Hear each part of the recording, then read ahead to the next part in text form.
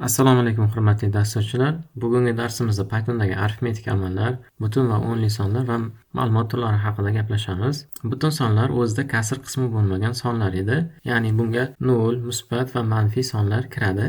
Misol uchun 7, 6, -5, -99 va boya aytganimizdek 0 ham. O'nli sonlar esa o'zida kasr qismi bor bo'lgan sonlar. Pythonda o'nli sonning kasr qismi butun qismidan nuqta bilan ajratiladi. Agar virgul bilan ajratsak, Python buni ikkita alohida butun son deb oladi. Bu esa kodni xato ishlashiga olib keladi. To'g'ri yozilgan namunalar 6.3, 7.5, -9.6 hammasi nuqta bilan yozilgan. Ma'lumot turlari. Har bir obyektning o'ziga xos ma'lumot turi mavjud. Butun sonlar uchun int, onli sonlar uchun flat, matn uchun ma'lumot turi esa str deb ataladi. Obyektning ma'lumot turini aniqlash uchun type funksiyasidan foydalanamiz. Bu funksiyaga obyektni bersa, u shu obyektning turini qaytaradi. Vaqtni tejash maqsadida oldindan 3 ta har xil obyekt yozib tayyorlab qo'ydik. Birinchisi butun son, ikkinchisi onli, uchinchisi esa matn. Biz shu vaqtgacha faqat matnli ma'lumot turi bilan ishlayotgan edik. Bugungi darsdan boshlab yana ikkita ma'lumot turi, int va flat ma'lumot turlari bilan ham ishlaymiz. Type funksiyasiga har bitta obyektimizni alohida yozib chiqamiz. Type funksiyasi bu obyektning ma'lumot turini aniqlab beradi. Print funksiyasi esa aniqlangan ma'lumotni chop qilib beradi. Dasturni ishga tushiramiz. Dasturni ishga tushirganimizda butun sonlarning ma'lumot turi int, onli sonlarning ma'lumot turi flat, matnning ma'lumot turi esa str ekanligini type funksiyasi orqali bilib oldik. Pythonda ma'lumot turlarini almashtiruvchi funksiyalar mavjud. Bu funksiyalarning nomlanishi ma'lumot turlari nomi bilan mos keladi. Shuning uchun esda qolishi unchalik qiyin emas. Int funksiyasi onli sonlar va matn shaklidagi raqamlarni butun songa o'zgartiradi. Namunalarimizga qaraydigan bo'lsak, 10.8 onli son edi, 25 qo'sh tirnoq ichida yozilgani uchun bu matn edi. Bularni hammasini izoh qilib yozib qo'yganman. Natijasi 10, 25 va 5 bo'ladi. Int funksiyasi sonni pastga qarab yaxlitlaydi. Agar matematik jihatdan 5.99 ni yaxlitlaganimizda bu 6 chiqishi kerak edi, lekin int pastga qarab yaxlitlagani uchun buni javobi 5 bo'ldi. Kasr qismi bor matnni int funksiyasi bilan ma'lumotni turini o'zgartirish mumkin emas. Bu xatolikka olib keladi. Flat funksiyasi butun son va matn shaklidagi raqamlarni onli songa aylantiradi. Namunalarimizda berilgan 7 butun son, 3.14 bu matn, kodning natijasi esa 7.0. E'tibor bering, onli songa aylandi. 3.14, 25.0. Bu ham onli songa aylandi. Flat butun sonlarni ham onli songa o'giradi. str funksiyasi istalgan turdagi ma'lumot turlarini matnga aylantiradi. Namunamizda birinchi 100 berilgandi. Bu butun son, ikkinchisi 3.14 bu onli son edi. Uchinchi namunamizda esa true berilgan, bu mantiqiy qiymat. Kodimizning natijasida esa har bitta ma'lumot turi qanday bo'lishidan qat'iy nazar hammasi qo'sh tirnoq ichida matn turiga aylandi. Pythondagi arifmetik amallar. Dastlabki 4 ta arifmetik amalimiz bizga tanish: qo'shuv, ayruv, ko'paytiruv, bo'luv. Mana bunisidan boshlab tushuntiradigan bo'lsam, ikkita bo'luv belgisi bo'linmaning butun qismini topish uchun ishlatiladi. Namunada keltirilgan 10 ni 4 ga bo'lganimizda butun qismi 2 bo'ladi, yoki 10 ni 3 ga bo'lsak butun qismi 3 bo'ladi. Foiz belgisi bu bo'linmani qoldig'ini topish uchun ishlatiladi. 13 ni 5 ga bo'lganimizdagi qoldig'ini hisoblasak 3 bo'ladi. Ikkita yulduzcha belgisi esa darajaga oshirish. 2 ning 5-darajasi 32. Pythondagi arifmetik amallarni bajarish matematikadagi ketma-ketlik qoidalari bilan bir xil. Qavs ichidagi amallar qavs ortidagilaridan avval bajariladi. Darajaga oshirish yoki ildiz chiqarish, ko'paytirish va bo'lishdan avval bajariladi. Ko'paytirish va bo'lish, qo'shish va ayirishdan avval bajariladi. Boshqa holatlarda ifodalar chapdan o'ngga qarab bajariladi. Pythonda tayyor funksiyalar mavjud. Ulardan bir qanchasini ham bugungi darsimizda ko'rib o'tamiz. Pythonda tayyor funksiyalar mavjud. Ulardan bir qanchasini bugun darsimizda ko'rib o'tamiz. Abs funksiyasi funksiyaga berilgan sonni modulni aniqlaydi. Modulni aniqlash deganda biroz matematikani esga olamiz. Modulda ichidan chiqqan sonlar manfiy bo'lsa ham musbat bo'lib ketardi. Bu xuddi o'sha vazifani bajaradi. Dasturni ishlashini ko'radigan bo'lsak, abs funksiyasiga -7 berilgan, buning natijasi 7. Manfiy son berilganda musbat son chiqdi, musbat son berilganda ham musbat son chiqadi. Demak, har doim musbat son chiqadi bu funksiya ichidan. Minimum funksiyasi funksiyaga berilgan sonlar orasida eng kichik qiymatini aniqlaydi. funksiyani ishlashiga yoki natijasiga qaraydigan bo'lsak, funksiyaga bir qancha obyektlar berilgan: 5, 22, -4, 999. Shu obyektlar ichidan eng kichigini qiymatini qaytaradi. Eng kichigi bizda -4 bo'lganligi uchun -4 qaytardi. Keyingisi esa maksimum funksiyasi. Funksiyaga berilgan sonlar orasidan eng katta qiymatini aniqlab beradi. Max funksiyasiga 5, 22, -4, 999 obyektlari berilgan ekan. Bu obyektlar ichida eng kattasi 999 bo'lgani uchun bu funksiyaning natijasi ham 999 bo'ladi. Pub funksiyasi funksiyaga berilgan sonni, ya'ni x ni y darajasini hisoblaydi. Namunalarni ko'radigan bo'lsak, 2 va 5 berilgan. Bu degani 2 ning 5-darajasi, bu 32. Keyingisi esa 6 va 2 berilgan. 6 ning 2-darajasi, bu 36. Round funksiyasi funksiyaga berilgan sonni yaxlitlaydi.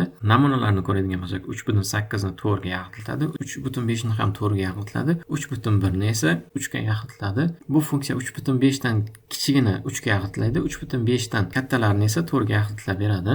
Pythonda bitta funksiya ichida boshqa funksiya ham ishlatish mumkin. Bu holatda avval ichki funksiya bajariladi, so'ng tashqi funksiya bajariladi. Ichki funksiyaga qaraydigan bo'lsak, bu yerda minimum funksiyasi berilgan. Minimum funksiyasi 5, 22, -4, 999. Minimum funksiyasi bizga -4 ni qaytaradi, boyagi namunamizdek. Abs funksiyamiz esa modulni hisoblab berardi. Moduli -4 ning moduli, ya'ni +4 bo'ladi. Max funksiyasining ichida pub funksiyasi ham berilgan. Pub funksiyasi 5 va 2 berilgan. Bu degani 5 ning 2-darajasi 25. Bu sonlarning ichida eng kattasi 25. Bizning funksiyamiz ham eng kattasini topib berish kerak edi. Kodning natijasi esa 25 bo'ladi. Arifmetik amallar uchun ikkita raqam tanlab oldik. Birinchisini 23, keyingisini 4 dedik va print funksiyasidan foydalanib arifmetik amallarni ishlashini ko'rib o'tamiz. Birinchisiga qo'shuv belgisi, keyingisiga ayirib belgisi, ko'paytiruv belgisi, bo'luv belgisi, bo'linmani butun sonini topish belgisi, bo'linmani qoldig'ini topish belgisi va darajaga oshirish belgilarini yozib chiqdim. Dasturni ishga tushiramiz.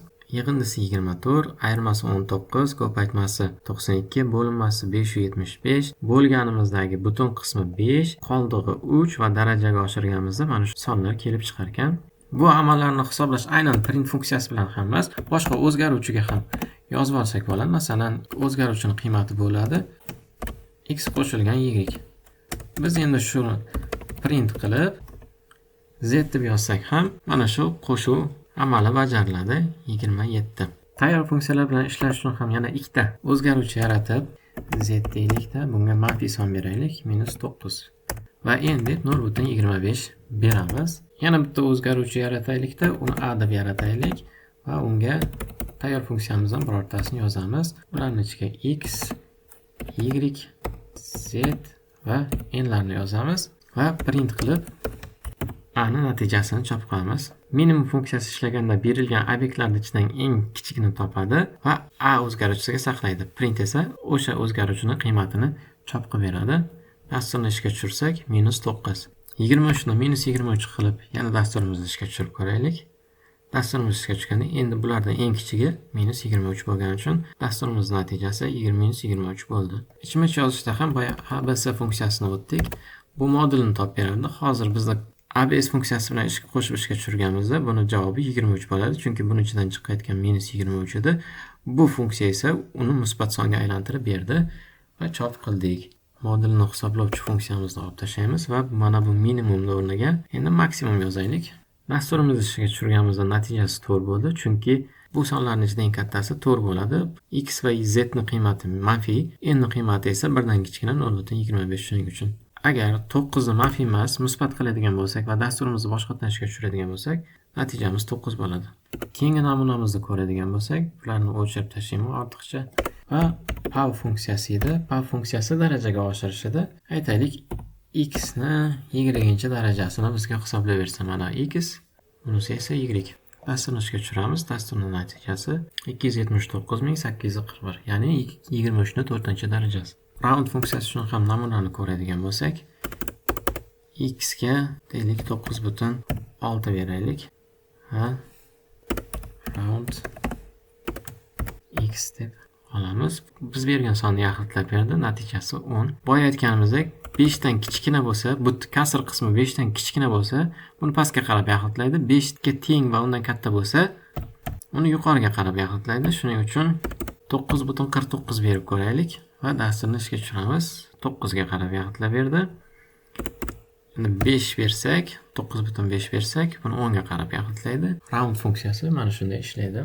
Agar x'imizga 5 yozilgan bo'lsa matn shaklida va y'imizga 5 yozilgan bo'lsa raqam shaklida, agar bizdan qo'shish talab qilayotgan bo'lsa, buni qanday ishlaymiz? X deb yana bitta o'zgarish ochib olsak bo'ladi yoki n deb ochib olsak ham bo'ladi. Ikkalasini ishlashi bir xil bo'ladi baribir ham.